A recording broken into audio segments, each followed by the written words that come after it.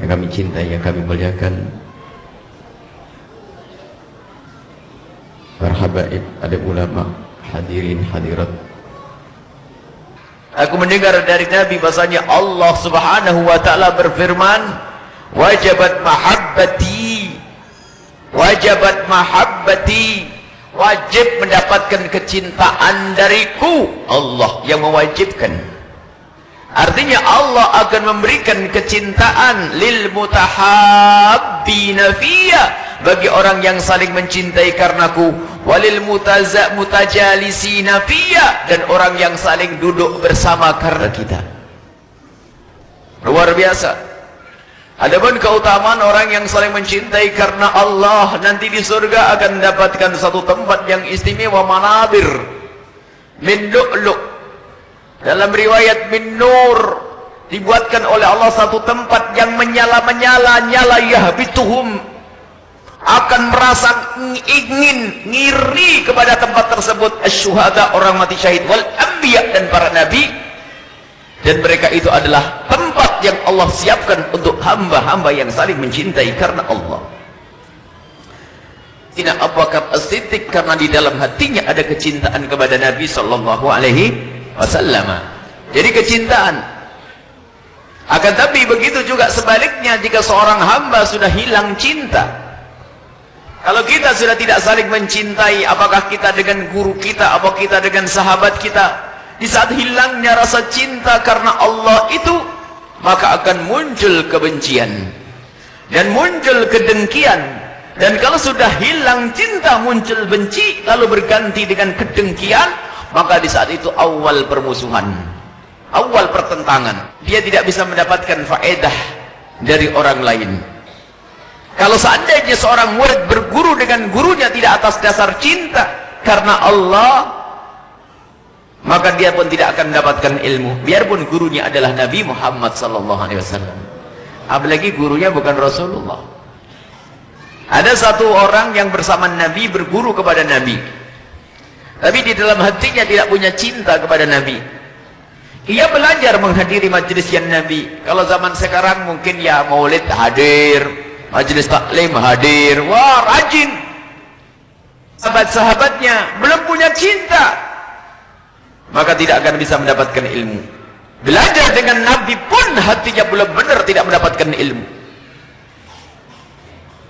Jadi ada orang yang selama Nabi Muhammad ada di Mekah selalu bersama Nabi. Kalau Nabi ceramah, dia ada di situ.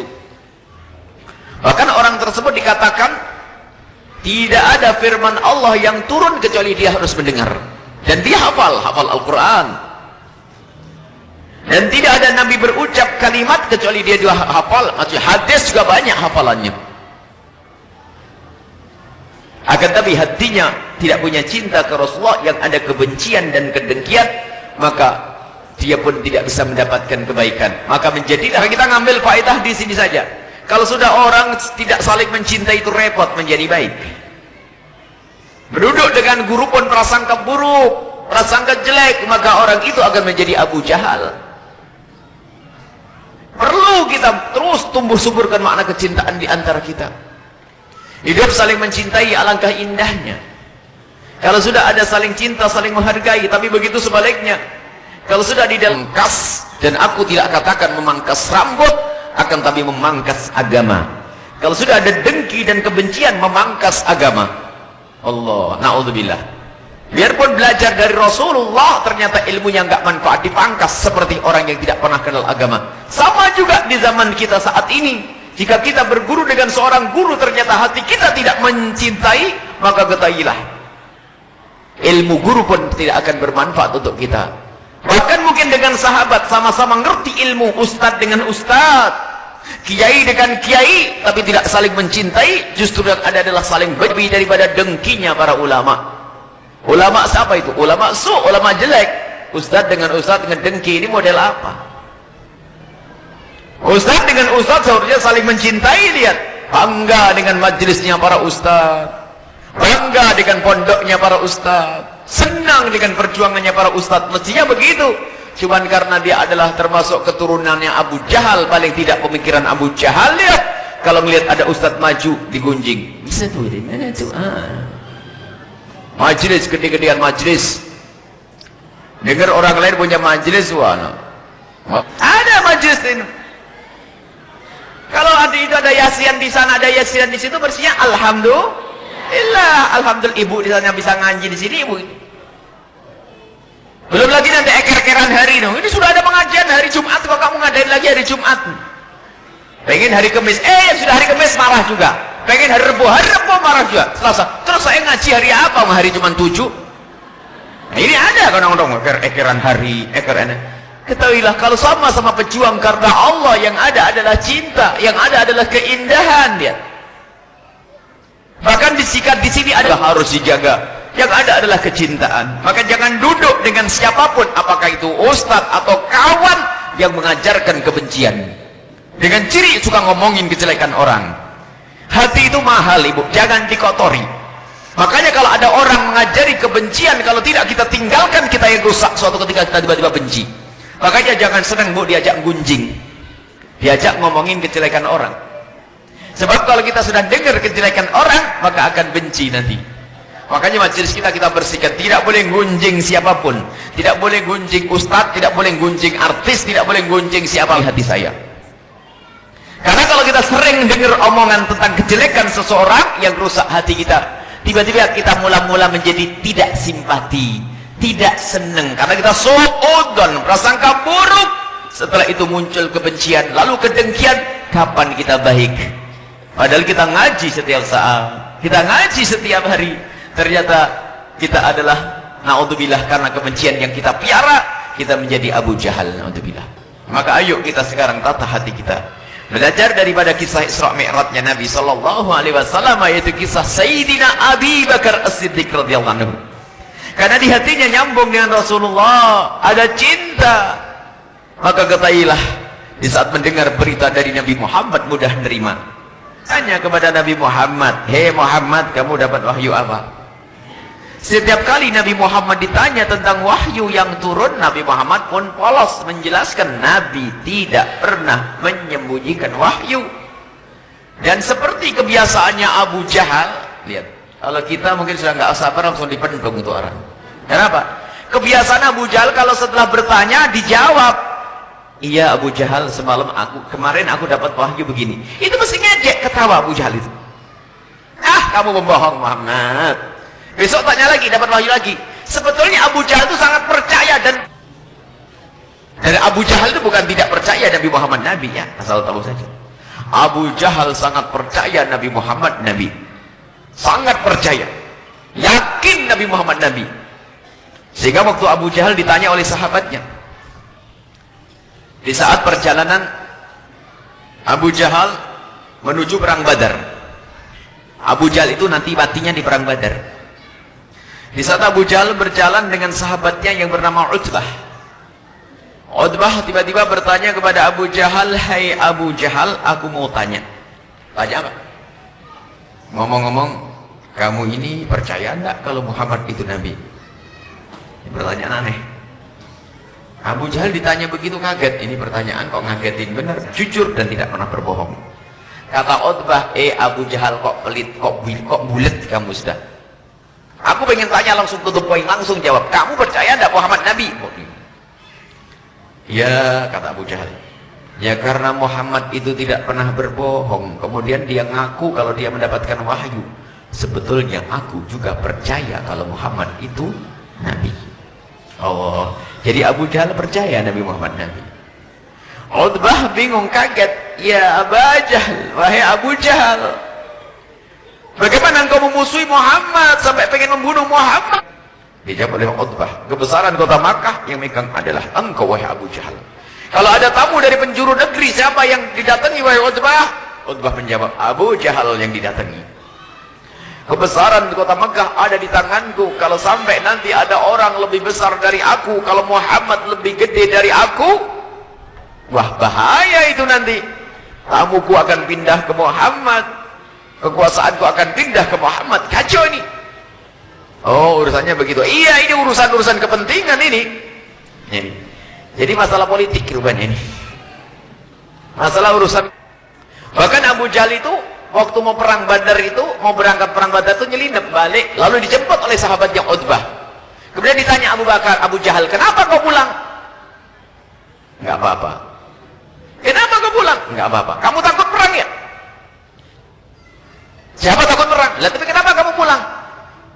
Aku takut mati, bukan takut perang. Sama itu. Memangnya kenapa? Aku ngerti, aku bakal mati di perang Badar. Lah kok tahu kenapa? Karena suatu ketika waktu Muhammad naik ke atas bukit sana, Muhammad menyeru dan berkata, nanti akan ada perang namanya perang Badar dan akan mati di perang Badar orang-orang, disebut ada 9 atau 7 orang, disebut namanya ini dan namaku disebut oleh Muhammad. Suka tidak bisa nerima Nabi Muhammad. Jadi dengki itu perusak. Ya'kulul hasanat kama ta'kulun nar al-hatab. Sampai dikatakan bahwasanya yang namanya kedengkian itu akan menghabiskan kebaikan yang kita lakukan seperti ta'kulun nar al-hatab, seperti api makan kayu bakar. Itu kan kisahnya Abu Jahal. Zaman sekarang pun ada model-model Abu Jahal baru, yaitu ustadz di masjid ngajar lama-lama, setelah ngajar banyak jamaahnya, bukan masjid sini, insyaallah di surga semua. Punya majlis di masjid, punya murid berapa puluh, 20, 30, 50. Alhamdulillah jamaahnya banyak. Ikut ngajar di masjid itu, rupanya lesannya bagus, kalimatnya enak, disenangi sama santri. Akhirnya jamaahnya dia juga mulai banyak. Apa kata Ustadz lama? Wah ini bahaya ini nanti. Jamaah saya bisa pindah ke situ, inilah. Mulai gunjing, mulai ngelirik-ngelirik, mulai tidak senang. Lah itulah Abu Jahal yang ngajar di masjid. Muncul itu kedengkian. Ada orang punya majelis kedumel. Makanya kalau orang ngedengki yaitu Abu Jahal. Sekarang kita pangkas. Kalau ada cinta coba, kalau cinta luar biasa Nabi menggambarkan. Kalau kita saling mencintai indah, lihat, Anda saling mencintai, tetangganya punya toko gede, alhamdulillah. Paling kredit tuh. Warnanya merah norak, ya mulai ini. Nah ini orang-orang aneh ini. Baik, ngiri adalah merusak. Maka hari ini harus kita pangkas kedengkian dan ngiri di hati kita. Kita pangkas agar tumbuh makna kecintaan. Bagaimana kita bisa saling mencintai karena Allah. Pastikan malam ini harus kita hilangkan. Nabi SAW hatinya sudah bersih, tidak ada kekotoran hati. Nabi hatinya tidak ada kotor, akan tapi waktu Nabi mau di Isra Mi'rajkan oleh kita, jangan dengki ya. Yang Ustaz jangan dengki, Ustaz yang ini. Cuman kalau dengki itu kelasnya biasanya satu model, Ustaz dengan Ustaz. Kalau Ustaz dengan pedagang itu saling tolong menolong itu biasanya. Nggak ada masalah. Tapi kalau sudah pedagang dengan pedagang biasanya ngiri, musibah, penyakit hati. Naudzubillah. Hari ini harus kita pangkas namanya kedengkian. Agar kita mendapatkan wajibat mahabbati, agar kita dicintai oleh Allah. Sehingga waliullah itu yang hatinya selamat, yang datang kepada Allah biqalbin salim. Biarpun tidak ada yang mencium tangannya, biarpun kuburannya tidak ada yang mengziarahi, akan tapi dia adalah waliullah. Menjadilah waliullah. Dan sebetulnya orang kalau bersih hati, tidak dengki dan tidak benci, sebelum masuk surga sudah di surga. Ketemu teman enak, kangen, ya Allah aku kangen dengan temanku itu, aku kangen dengan sahabatku, ya Allah gimana kabar? Sehingga kalau hidup saling mencintai, biarpun tempat sempit masih kayak longgar. Sini lo nggak apa-apa, sempit nggak apa-apa, desak-desakan juga nggak apa-apa, karena hati saling mencintai. Tapi kalau sudah hati saling membenci, jauh. Apa yang menjadikan kita saling mendengki? Kalau sudah ustaz dengan ustaz saling mendengki, pasti bukan Allah yang dicari. Karena mencari Allah tidak akan dengan saling mendengki. Biasanya yang dicari adalah apa? Jamaah, gede-gedean jamaah, banyak-banyakan pengikut. Ya, orang joget di Amerika sana pengikutnya ribuan, apakah jaminan masuk surga? Kalau hanya urusan pengikut bisa jadi fitnah. Makanya kami himbau, pangkas langsung jika Anda duduk dengan orang yang menanamkan kebencian. Kita akan melangkah lagi, bagaimana kita untuk menumbuhkan kecintaan. Kalau benih cinta di antara kita sudah ada, selalu ada. Selagi apa? Tidak ada penyakit namanya kedengkian. Ada orang, kita di tengah jalan, apalagi nanti misalnya orang Indonesia sama orang Indonesia ketemu di negeri orang. Yang satu dari Jawa Timur, dari Surabaya, yang satu dari Indramayu. Ini kalau sudah ketemu sama-sama Indonesia. Nah, orang Indramayu ketemu orang Indramayu di Pekanbaru sana akrab, kan itu bisa. Atau di mana Batam akrab, di Malaysia akrab ini. Karena merasa sama Indramayu. Giliran sama-sama jual teh. Kamu itu jual teh, saya sudah jual teh, kamu jualan teh. Kayak nggak ada yang dijual lagi. Mulai ini. Mulai karena gedengki. Tapi kalau sudah cinta, biarpun orang Indramayu sama orang Surabaya, kalau sudah ada cinta, lihat akan menolong, akan saling membantu. Maka yang perlu kita garap sekarang bagaimana kita memangkas kedengkian di hati kita. Menumbuhkan makna kecintaan agar kita mendapatkan jaminan dari Allah untuk mendapatkan payung Allah di saat tidak ada payung. Paling banyak di surga. Kalau Nabi Musa ngiri kan biarin umatnya Nabi Muhammad nanti gak bisa menjalankan 50 sholat. Enggak, dinasehati. Ini kan contoh. Bahasanya lihat, Nabi dengan Nabi saling mengingatkan demi kebaikan. Nabi Muhammad dapat wahyu. Muhammad, kamu dapat wahyu apa? Ya Musa, wahai Nabi Musa, aku mendapatkan wahyu 50 waktu sholat. Sayyidina Musa mengingatkan nasihat. Kalau Sayyidina Musa ngiri, biarin gak mampu, biar umatnya masuk neraka semuanya, biar umatku paling gede. Gak ada Nabi begitu yang membahayakan, dinasihati. Ustaz, mohon maaf Ustaz, sayang Ustaz, antum jamaahnya besar. Ada satu hal nih, saya nasihati sembunyi saja Ustaz. Ini bisa saja Ustaz rusak nanti pondoknya. Nasihati, bukan gonjing, bukan ngolok. Majelis dengan majelis ya. Nabi Musa Nabi dengan Nabi. Maka ini satu contoh, ternyata Sayyidina Musa alaihissalam yang waktu itu ingin menjadi umat Nabi Muhammad karena begitu agungnya umat Nabi Muhammad, menginginkan tetap umat Nabi Muhammad dalam kemuliaan. Di saat mendapatkan kewajiban sholat 50 waktu, Nabi Musa mengingatkan, gak mampu umatmu Muhammad, umatmu gak mampu nanti. Nah, Nabi Muhammad minta dikurangi, dinasihati lagi oleh Sayyidina Musa, masih kurang. Jadi saling berdoa ini, jadi lihat kiai dapat musibah malah seneng nih. Lihat tetangganya tokonya kebakaran tuh kualat sama saya.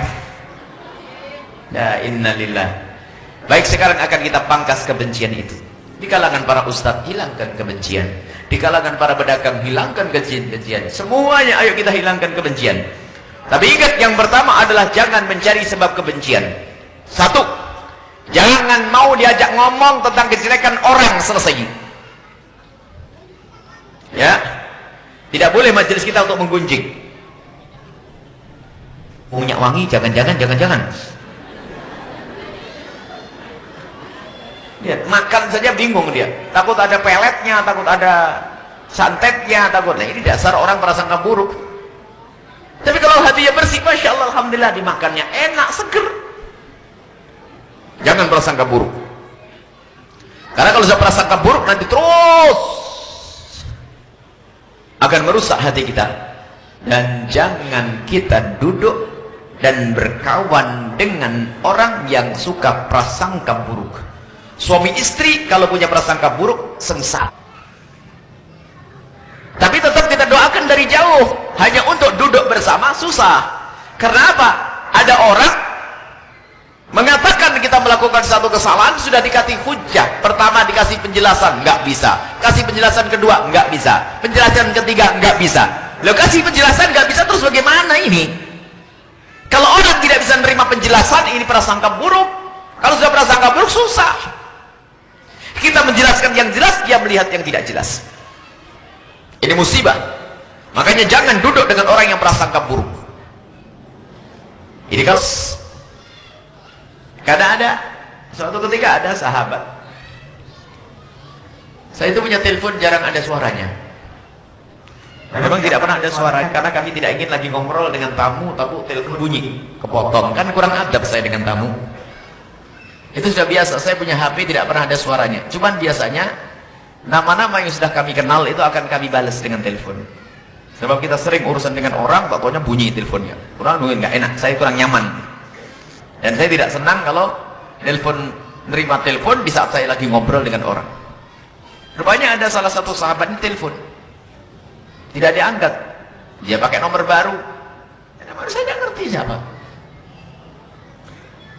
Sudah mulai tiba-tiba datang dan dia tidak mau ya ini. Saya tidak. Ya, mohon maaf saya salah, sudah selesai. Saya tutup. Terus gimana saya jelaskan HP itu? Nggak ketahuan. Dijelaskan nggak bisa. Rupanya kejadian sampai berkali-kali. Sudahlah kalau begitu, daripada rusak, kita bersahabat di dalam hati saja. Tidak usah ada pertemuan. Kata Imam Hasan Basri. Sebab kalau sudah suudon ini dijelaskan tetap tidak bisa. Dijelaskan HP saya nggak ada suaranya. Bohong. Loh, bohong gimana? Sudah ada suara, coba dipel nggak ada suaranya. Ini sebuah kisah. Akhirnya saya berpikir bahwasanya ini kalau terus begini, kalau kita duduk dengan orang yang prasangka buruk dengan kita, repot. Bahkan kata Imam Syafi'i, bukan kawanmu yang selalu berprasangka buruk kepadamu, bahkan bukan kawanmu yang kau selalu perlu basa-basi. Laisa bi sahibika man ihtajta ila mudarati, kata Imam Syafi'i. Kalau kamu masih perlu mudaro, itu adalah jaga, takut tersinggung, itu bukan temanmu. Teman itu kalau sudah akrab nggak akan gampang tersinggung. Nah, ada suudon-suudon kalau teman akrab. Coba kalau ibu sudah punya kawan dekat, aku lapar, di rumahmu ada makanan enggak? Berani ngomong begitu karena ada yang pertama, jangan menggunjing, jangan ngomongin kejelekan orang. Yang kedua adalah jangan sampai ada prasangka buruk sudah. Yang ketiga ini, biasakan dengan mendoakan. Sudahlah, biasakan dengan mendoakan orang lain. Sebenci apapun, semarah apapun kita dengan seseorang, maka untuk memangkas kebencian dan memangkas kedengkian, maka doakan dengan doa-doa yang baik. Maka setelah itu akan muncul cinta tadi yang membuahkan kebahagiaan nanti di akhirat. Bagaimana cara mendoakan? Pastikan setelah keluar dari majelis ini, kita akan mendoakan orang lain. Jangan pandang siapapun dia, khususnya orang yang paling kurang ajar sama kita. Pekerjaan berat ini. Orang mendoakan, bisa enggak? Repot bener kan? Nah iya, repot mendoakan seperti itu. Kenapa? Setan ngomong, daripada doain orang lain mending doain diri. Wah, ini kan iblis yang ngajak begitu. Baik, kita sekarang sudah ngaji dan ini pernah kami hadirkan ini. Ternyata untuk menumbuhkan cinta, mendoakan orang lain. Bahkan tanda tidak adanya cinta di saat kita tidak bisa mendoakan orang lain. Tanda tidak ada cinta, kasih sarung tadi, dengan harapan besok bulan depan dikasih lagi. Kalau mendoakan di depan muka itu menjilat. Tapi kalau sudah orang mendoakan di saat orang tidak ada di hadapannya, itu hebat. Ayo malam ini kita akan menjadi waliullah dengan mendoakan orang lain. Jangan khawatir akan mendapatkan payung Allah di saat tidak ada payung lagi dengan cara mendoakan. Pastikan sudah. Tidak boleh ada yang tertinggal di sini. Sebenci apapun kita, semarah apapun kita dengan seseorang, pangkas. Jangan dibawa sampai mati dia. Naudzubillah. Ada mata saya tuntut di akhirat. Tuntut di akhirat. Innalillah. Begitu marahnya kebencian. Percuma. Sempit surga itu jangan dipersempit. Maka semarah apapun kita, jangan doakan yang jelek. Ya Allah, semoga jadi ahli surga ya Allah. Aman, surga gede aman. Surga ibu seluas bumi dan isinya, seluas bumi. Surga dia juga gede. Masya Allah. Kadang innalillah, kalau sudah benci di dunia, pengen dibawa sampai di akhirat. Ada orang ngomong, tuntut nanti di akhirat. Nggak terima aku. Apa itu semuanya? Dipikir hebat, rendah, dungu, jelek, bodoh, tolol, goblok. Kenapa? Bersedekah, jaga keluarganya, jadikan ahli surga. Repot bener rupanya ini. Ini pelajaran paling berat hari ini. Kalau suruh sholat maka enteng, suruh baca sholawat 1000 kali enteng. Tapi ini malam ini kok berat banget nih. Doain orang kurang ajar sama saya, itu pinjam duit gak balik-balik tuh. Itu fitnah saya tuh. Apa lagi? Wah, baik. Harus ada ilmunya lagi. Bagaimana agar kita bisa mendoakan?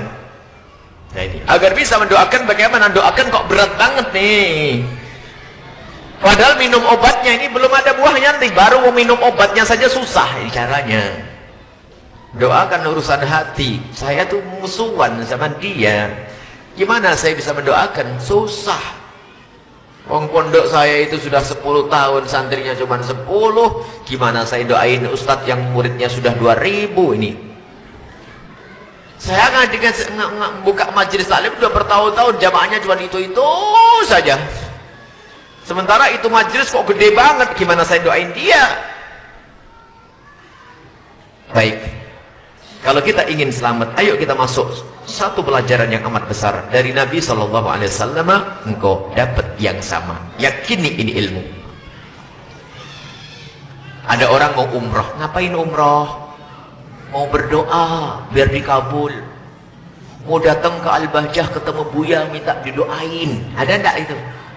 Ada. Kok repot-repot? Hah?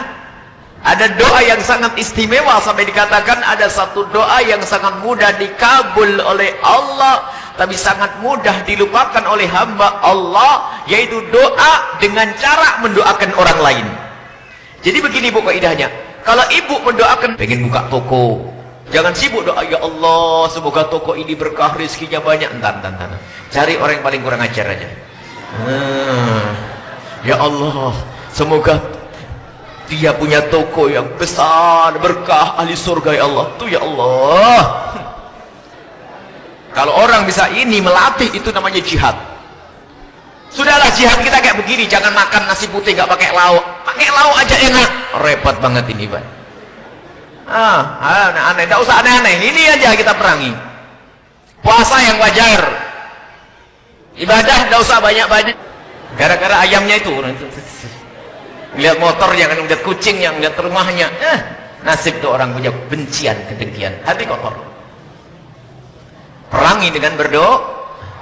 Dan kalau kita sudah doakan orang lain, ternyata malaikat doakan kita, kita dapat duluan. Makanya sudahlah, jangan berdoa hanya untuk diri sendiri. Itu doanya iblis itu. Aku. Pertama kali yang ngomong dalam Al-Quran anak, itu iblis. Aku, anakku. Semoga anakku menjadi anak soleh, anak alim, anak kaya, anak ini. Anak orang lain, ntar dulu ya Allah. Yang penting anak saya. Kan tadi rumah istimewa di sorga.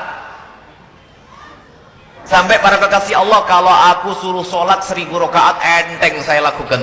Tapi di saat saya masuk bab doain orang lain, saya perlu berjuang. Berjuang. Harus berjuang kita.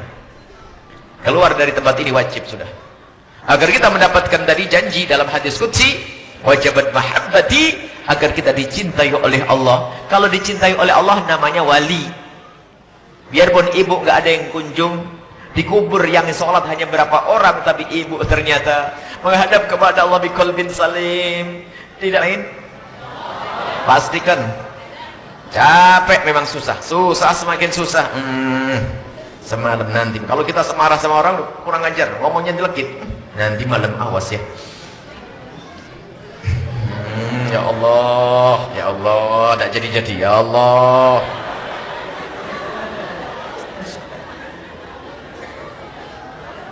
Sampai ada orang ngomong, Buya bisa, saya ngomong bisa, tapi hati saya belum terima. Ya itu kau berani.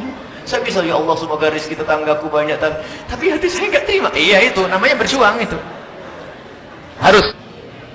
Kemudian di samping mendoakan, itu menghilangkan kedengkian, mendoakan akan dapatkan sebab kita dikabul oleh Allah. Makanya perlu kita banyak doain orang. Maka dengan begitu kita akan diberi oleh Allah. Doain semoga itu diberi kekayaan, semoga diberi anak yang soleh, diberi suami yang soleh. Maka Allah akan beri anak soleh, kekayaan, suami soleh, begitu seterusnya. Ada adiknya nikah duluan, medul terus. Kamu kok nyalip saya?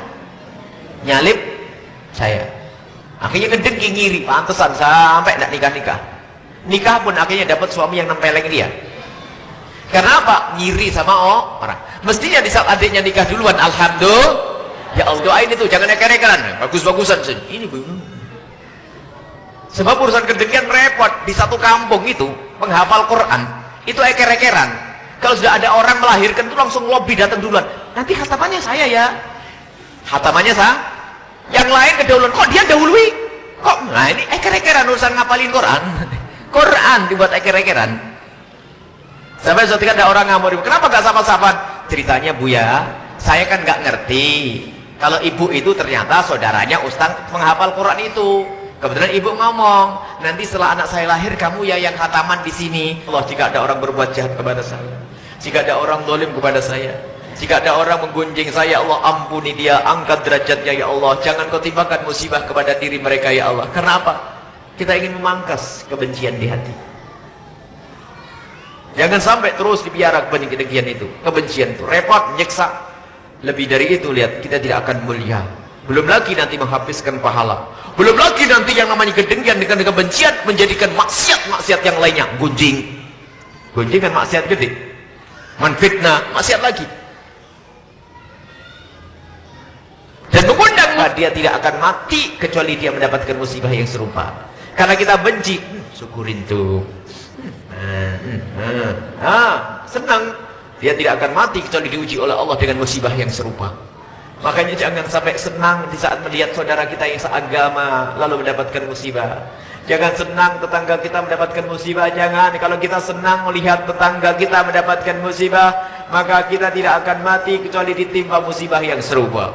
Baik, wallahu a'lam bishawab.